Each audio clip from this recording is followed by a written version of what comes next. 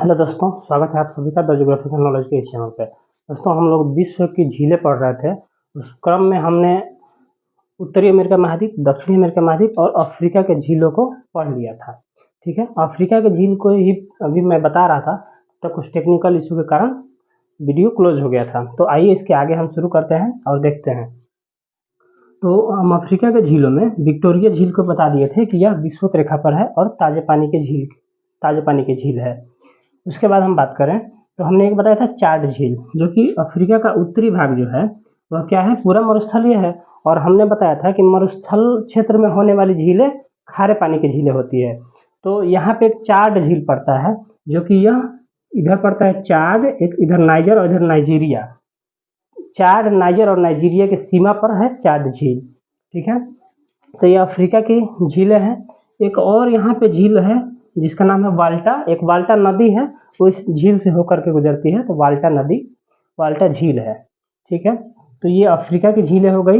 एक झील यहाँ पे है, ठीक है, जिसे मृत सागर बोला जाता है, डीड सी झील है।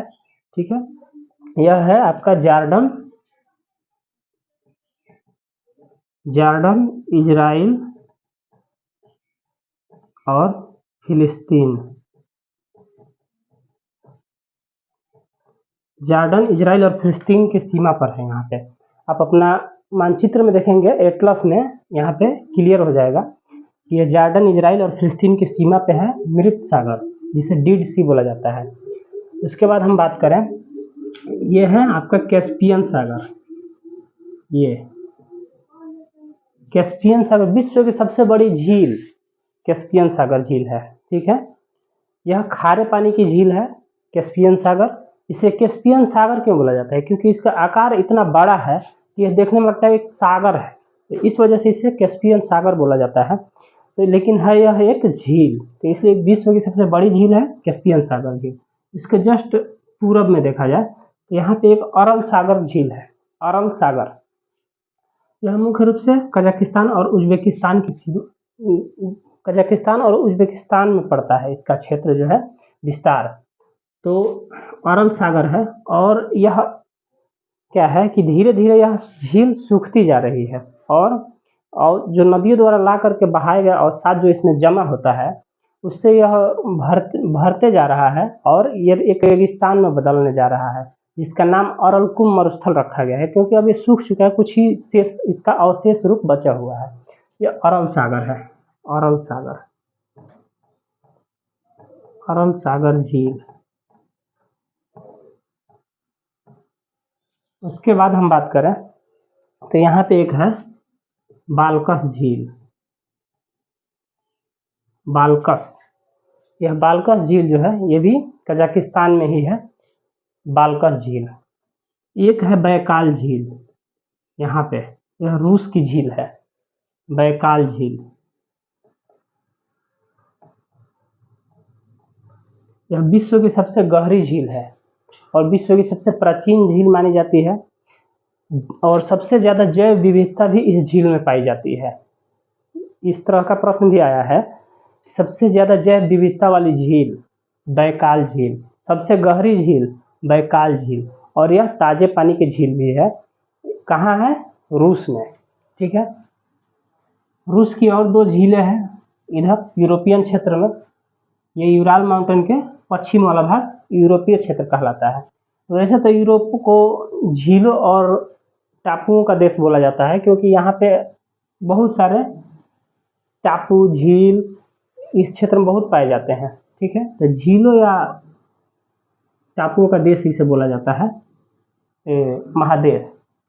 तो एक यहाँ पे है लेक ओडेगा और ओनेगा, लेक ओनेगा। ये वाली लेक ओनेगा है, और ये वाली जो है यह है लेक लाडोगा। इधर लेक लाडोगा और लेक ओनेगा।